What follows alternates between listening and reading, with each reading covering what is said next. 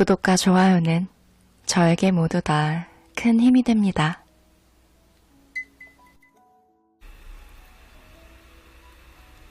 안녕하세요. 거북이의 별책 부록의 거북이입니다. 여러분은 학창시절 인기가 많은 편이셨나요? 지금은 어떠신가요? 지극히 평범한 것 같은데 어려서부터 어른이 되어서까지 늘 인기가 있고 사람들이 유난히 따르는 사람이 있어요. 이런 사람은 어떤 특별함이 있는 걸까요? 나도 지금이라도 인복이 좋은 사람이 될 수 있을까요? 오늘은 인복 좋은 사람이 되는 방법을 류시안 저자의 성숙한 어른이 갖춰야 할 좋은 심리습관 책을 참고해 함께 알아보겠습니다. 저자는 심리학으로 내 감정을 스스로 다스리고 타인까지 행복하게 하는 작은 습관들을 책에 담았다고 하는데요. 그럼 어떻게 해야 인복이 좋은 사람이 되는지 그 꿀팁을 알아보러 책 속으로 들어가 보겠습니다.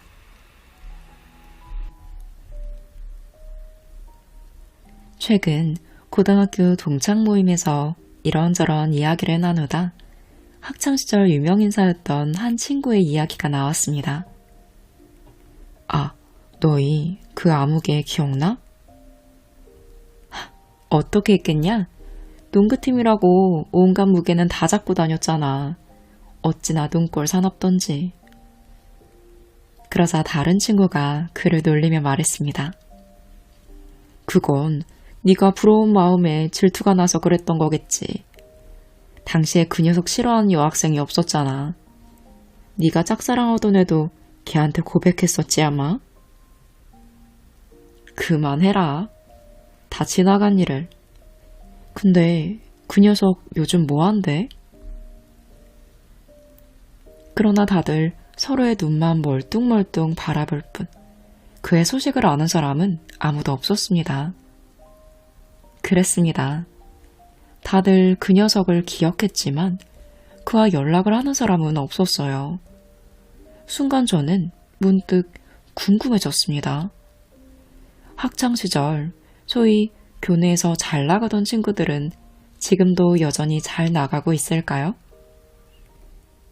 교내 스타였던 그때처럼 사회에서도 존재감을 내뿜고 있을까요? 굳이 말하지 않아도 대충 짐작이 가겠지만 꼭 그렇지만은 않습니다. 학창시절 교내에서 성적이 가장 우수했다고 해서 그 친구가 꼭 최고 연봉자가 되는 것은 아니라는 얘기입니다. 최근 미국에서 발표한 연구 결과를 통해 밝혀진 바입니다. 해당 연구 결과에 따르면 고등학교 성적을 1등으로 졸업한 사람들이 사회에 나와 중상위급 정도의 성공을 거두기는 했지만 최상위급의 성공을 거둔 사람은 거의 없었습니다. 그러나 학창시절의 교우관계는 성공에 매우 큰 영향을 주었습니다. 심리학자 존 코이와 케니스 다치에 따르면 한 아이가 인기 있는 사람으로 성장할지는 아주 일찍, 그러니까 약 7세 정도면 결정된다고 합니다. 그런 까닭에 어떤 이는 인기 왕으로 태어나기로 한 것처럼 사람들에게 쉽게 호감을 사고 그가 웃어주거나 관심을 보여주면 이를 자랑스럽게 생각하는 친구들이 항상 주변에 넘치는 반면 어떤 사람들은 항상 따돌림을 당하는 것입니다. 인기가 있고 없고는 한 사람의 인생관에도 영향을 미칩니다. 아동 청소년 심리를 전문적으로 연구하는 임상 심리학과 교수 미치 프린스틴의 연구에 따르면 어린 시절 인기가 있었다고 기억하는 젊은이가 자신의 결혼 생활이나 직장 내 인간관계, 그리고 자신의 사회적 지위에 대해 비교적 긍정적인 생각을 하고 있을 가능성이 큰 것으로 나타났습니다. 한편 어린 시절 인기가 없었다고 기억하는 사람들은 이와 정반대였습니다. 인기가 이렇게나 중요하다니. 내 아이만큼은 어떻게든 환영받는 아이로 만들어야겠다는 생각이 드시나요? 그렇다면 잠깐, 앞서 얘기한 학창시절의 그 유명 인사를 떠올려 보세요. 왜 그의 인생은 그리 잘 풀린 것처럼 보이지 않은 걸까요? 인기가 중요하다고 했는데 말이죠. 프린스틴은 인기에 관해서도 논한 바가 있는데 그 역시 연구 과정 중 이와 같은 문제에 맞닥뜨렸다고 했습니다. 인기를 얻는 것이 그토록 중요한데 속된 말로 교내에서 날렸던 친구들이 왜 꼭 출세하지 못하는 걸까요? 그리고 왜 어떤 이들은 많은 사람에게 관심과 사랑을 동시에 미움을 받기도 하는 걸까요? 프린스틴은 소위 인기라는 것이 두 가지 유형으로 나뉘기 때문이라고 말합니다. 첫 번째 유형의 인기는 지위에 관한 것으로 한 사람의 명성이나 재능, 패셔너블함, 잘생긴 외모, 부유한 가정환경, 부모님과의 관계입니다.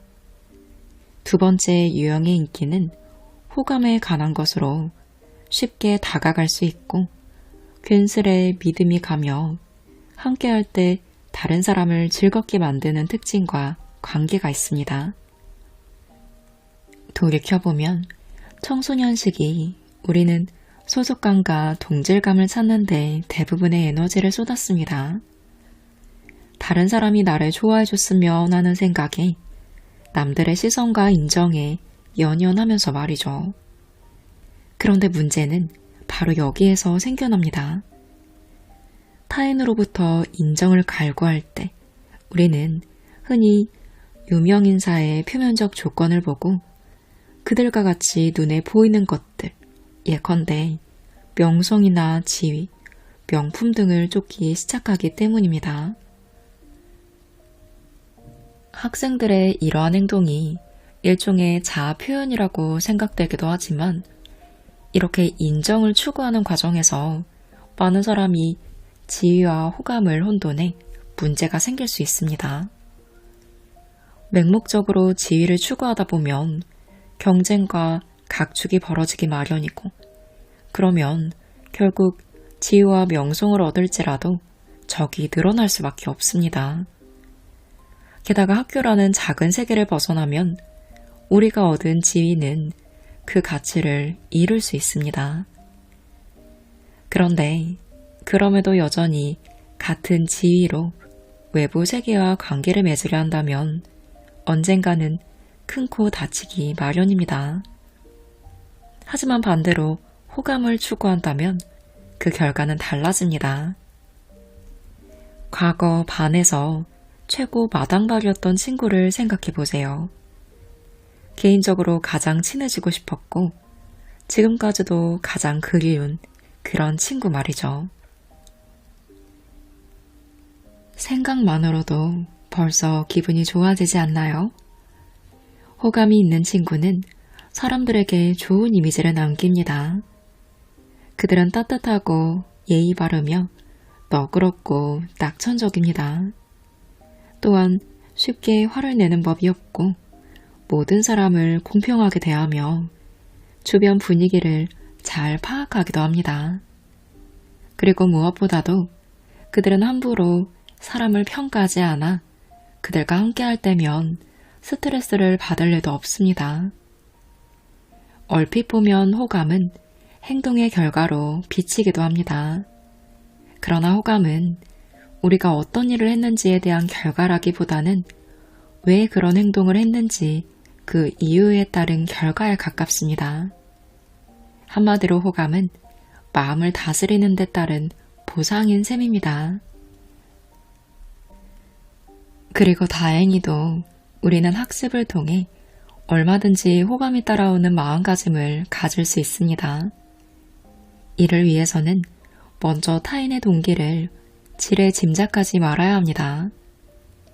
한 친구가 약속을 했는데 그가 약속 시간이 지나도록 모습을 드러내지 않는 것도 모자라 메시지에도 답이 없다고 가정해보죠.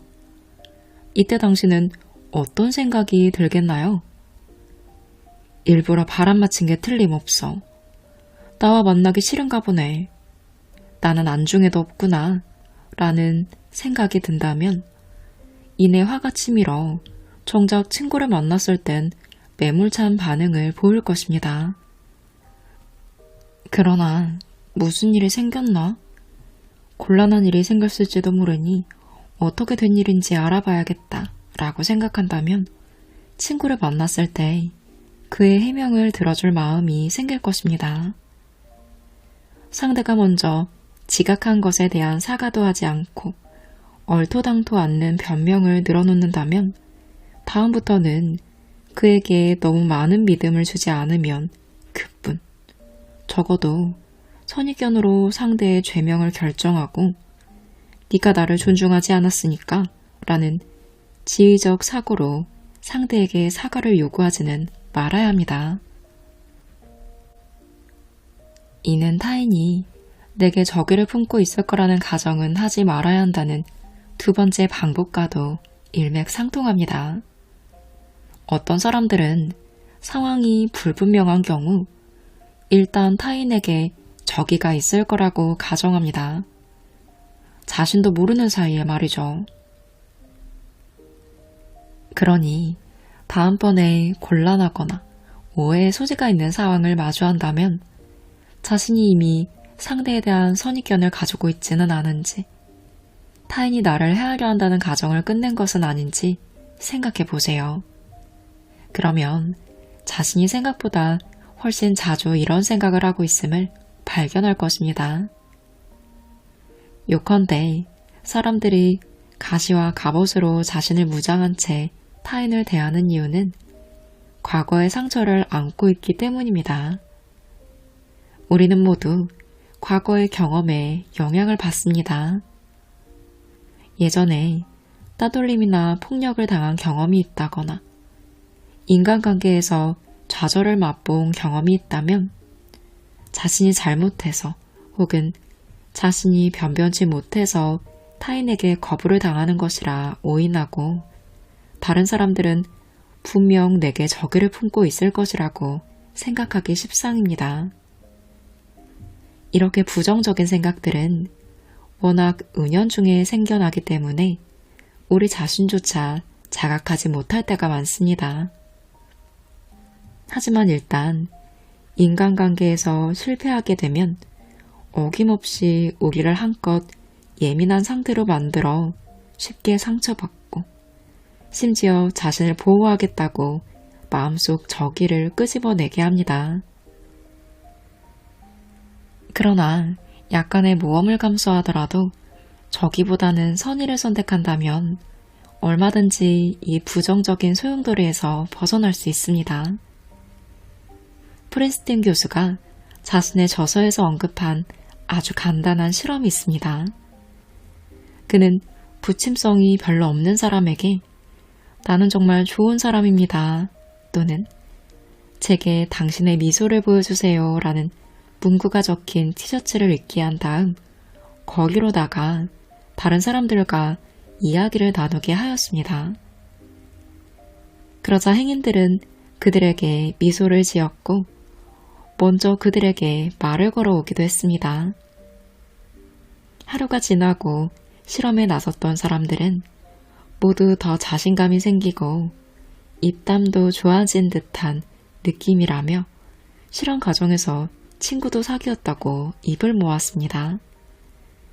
무엇보다 가장 중요한 사실은 당일 실험이 끝났을 때 그들이 모두 즐거워했다는 점입니다. 그중 한 실험 참가자는 이렇게 말했습니다. 티셔츠 하나가 이렇게 많은 변화를 가져올 줄은 몰랐는데 앞으로도 오늘의 이 기분을 계속 기억할 수 있었으면 좋겠어요. 티셔츠를 입지 않더라도 오늘 같을 수 있도록.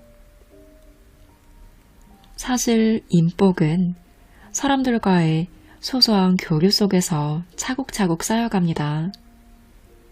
자신의 마음을 다스리는 연습을 할 기회가 하루에도 수백 번 존재하는 셈입니다.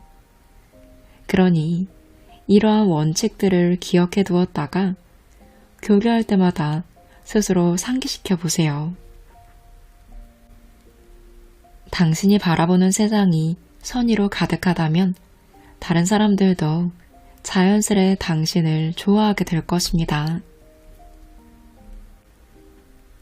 타인과 원활한 교류를 하고 싶다면 이렇게 해보세요. 첫째, 타인의 동기를 지레 짐작하지 않습니다. 둘째, 타인이 내게 적의를 가지고 있을 것이라고 가정하지 않습니다. 셋째, 타인과의 소소한 교류 속에서 마음가짐을 다잡는 연습을 해보세요. 넷째, 교류할 때마다 내가 바라보는 세상은 선의로 가득하다는 사실을 상기해 보세요. 인복이 좋아지려면 알아야 할 대화법이 있습니다. 회사의 문화는 저마다 다릅니다. 어느 곳은 대가족 같고 또 어떤 곳은 조정 같기도 합니다. 그러나 회사의 문화가 어떻든 매일 회사에 출근하고 있다면 동료들과 접촉할 기회가 많다는 의미인데 업무 외적인 시간을 활용해 소위 스몰 토크를 적절히 나눌 줄 알면 호감을 얻어 직장 내 인간관계를 강화하는 데 도움이 됩니다. 스몰 토크란 간단히 말하면 정수기나 커피 머신 옆에서 혹은 점심시간이나 오후의 커피 브레이킹 등에 동료와 함께 나누는 한담을 뜻합니다. 캐나다의 한 심리학 교수가 발표한 연구 결과에 따르면 비공식적인 자리에서 동료와 자주 교류하는 사람이 교류하지 않는 사람보다 인간관계가 좋은 것으로 나타났습니다. 여기에는 매우 중요한 원인이 있는데 제가 이야기하려는 직장 내 원만한 인간관계를 위한 5가지 포인트 중 첫 번째 포인트이기도 한 대면하기와도 연관이 있습니다. 참고로 이 5가지 포인트들은 일상적인 대화를 통해 동료와의 우위를 다지고 그들의 호감을 얻는 방법들로 업무뿐만 아니라 사적인 인간관계에서도 모두 큰 도움이 될 것입니다. 인간관계에 서툴다고 생각하는 사람들도 지극히 기본적이지만 핵심적인 이 5가지 포인트를 파악하고 난다면 대인관계에 좀 더 적극적인 자신이 될 수 있을 것입니다. 첫 번째 포인트는 바로 대면하기입니다. 평소 동료의 자리를 지나갈 때 먼저 상대가 바쁘지 않은지 살펴보고 바쁘다면 가볍게 인사를 하고 지나가고 바쁘지 않다면 몇 마디 더 대화를 나눠보세요. 물론 사교에 너무 많은 시간을 할애해 업무를 그르치는 일은 없어야 합니다. 두 번째 포인트는 이야깃거리입니다. 소소한 이야깃거리를 준비하되 소문을 화제로 삼지는 말아야 합니다. 소문은 잘못 밟으면 터지는 지뢰와도 같기 때문입니다. 여기저기 소문을 옮기기 좋아하는 사람은 회사 내 최고의 마당발처럼 보이기도 하지만 사실 사람들이 정말 좋아하는 사람은 따로 있습니다. 바로 사교에 능하고 다른 사람의 말에 귀를 기울일 줄 알며 항상 이야깃거리가 넘쳐나지만 절대 소문을 입에 올리지 않는 사람입니다. 소통의 기술 중에 화제 행렬이라는 것이 있습니다. 모든 한담의 주제가 의, 식, 주, 행, 육, 낙과 관련된 6가지로 분류된다고 가정하고 현황, 느낌, 정보 이 3가지 다른 접근법에 따라 이야기를 나누는 것인데 이 기술은 일상적인 대화를 나누는데 특히 유용합니다. 음식을 예로 든다면 평소에 요리를 즐겨 하시는 편이세요? 도시락이 참 맛있어 보이네요. 라고 현황을 묻고 주로 어떤 요리를 잘 만들어요? 실제로 도시락 맛은 어때요? 라고 느낌을 물어본 다음에 그 요리 만드는 법 알려줄 수 있어요? 당신이 가장 좋아하는 도시락집 소개해 줄래요? 라고 정보를 물어보는 것입니다. 그렇습니다. 보다시피 위의 대화는 거의 질문에서 시작합니다. 상대가 나에게 현황과 느낌 혹은 정보를 알려주면 나도 그에 대한 대답으로 현황이나 느낌, 정보를 되돌려주며 대화를 이어나가면 되는 것입니다. 좋은 대답이 떠오르지 않는다면 질문의 방향을 바꾸거나 다른 화제로 전환하면 됩니다. 그러면 대화가 이어지지는 않는다고 해도 최소한 상대에 대해 알고 싶어 한다는 뜻을 전달할 수 있습니다. 이야기를 나누는 상대뿐만 아니라 진심으로 소통하는 과정을 지켜본 누군가에게서도 호감을 얻을 수 있음을 잊지 마시길 바랍니다. 세 번째 포인트는 스마트폰 내려놓기입니다. 사람들과 대화를 나누다 보면 한참 즐겁게 대화를 나누던 중 누군가의 스마트폰 알림음이 울려 대화가 중단되는 경우가 종종 있습니다. 그런데 이때 대화가 중단된 시간이 3초를 넘어선다면 상대는 보통 먼저 볼일 봐 라고 말하며 자리를 떠납니다. 물론 업무적으로 처리해야 할 중요한 일이 있겠지라고 이해하면서도 이런 식으로 대화가 중단된다면 사실 기분이 썩 좋지 않습니다. 어쨌든 상대는 나와의 대화보다 스마트폰 메시지에 답을 하는 쪽을 선택했고 이에 스마트폰 메시지가 나보다 더 중요하구나 라는 느낌이 들기 때문입니다. 그러나 같은 상황이라도 상대의 체면을 세워줄 방법이 있습니다. 스마트폰 알림음이 울렸을 때 즉시 알림을 무음으로 전환한 다음 그대로 가방에 넣어 자신의 시야에서 스마트폰을 치우는 것입니다. 메시지를 확인하지도 않고 말이죠. 이렇게 하면 상대는 당신이 자신과의 대화에 좀 더 집중하고 싶어하며 자신을 상당히 존중해주고 있다는 사실을 깨달아 당신에 대한 좋은 인상을 갖게 됩니다. 네 번째 포인트는 상대에 대한 사소한 것들을 기억하는 데 있습니다. 사람들과 이야기를 나눌 때면 상대가 내가 한 말을 제대로 들었는지 확신할 수 없는 순간들이 종종 찾아옵니다. 특히 특정 인물이 아이가 몇 살이지? 와 같이 똑같은 질문을 반복해서 묻는다면 벌써 3번이나 말했었다고 라는 생각에 기분이 상하기 마련입니다. 자신이 정말로 기억력이 좋지 않은 편이라면 주변 사람들에 대한 특징을 딱 하나씩만 기억해 보세요. 상대는 당신을 별로 중요하지도 않는 소소한 것까지 기억해주는 세심한 사람이라고 여길 것입니다. 꼭 모든 사람의 생일을 기억할 필요는 없습니다. 적당한 때 상대가 무심코 얘기했던 사소한 것들을 기억하고 있노라 티를 내주면 오히려 상대에겐 그런 것이 더 큰 감동으로 다가가기 때문입니다. 인간관계를 위한 5번째 포인트는 긍정적인 소문의 사자가 되는 것입니다. 사람들은 모두 자신을 칭찬해주고 이해해주고 인정해주는 사람과 친해지고 싶어 합니다. 요컨대 칭찬은 일종의 기술입니다. 그러니 연습을 통해 칭찬하는 법을 아는 사람이 되어보세요.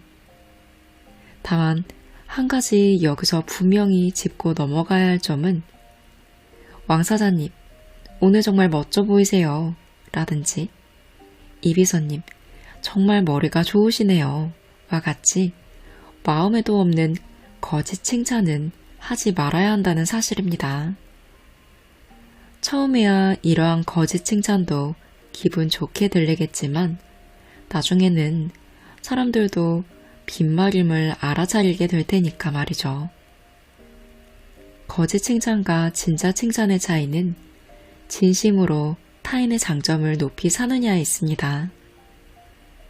똑똑함이나 아름다운 미모만이 장점이 될 수 있는 것은 아닙니다.